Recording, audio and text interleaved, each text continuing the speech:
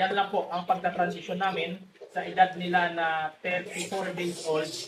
20% ng pre-starter, 80% po ng booster feeds. Pagdating naman sa kinabukasan, 50-50 po. 50% ng booster feeds, 50% ng pre-starter feeds. Sa susunod sa ikatlong araw, 20% naman ang booster feeds at 80% ang pre-starter feeds. Hanggang sa maubos po yung booster na meron po tayo. Tapos ngayon po ay pure na po ito na pre-starter feeds sa kanilang kinakain sa edad nila na 38 days old. Ayan po, i-update ko po kayo sa pag-edad nila ng 45 days old dahil kukunin po ito ng isa sa customer din po namin sa RTL.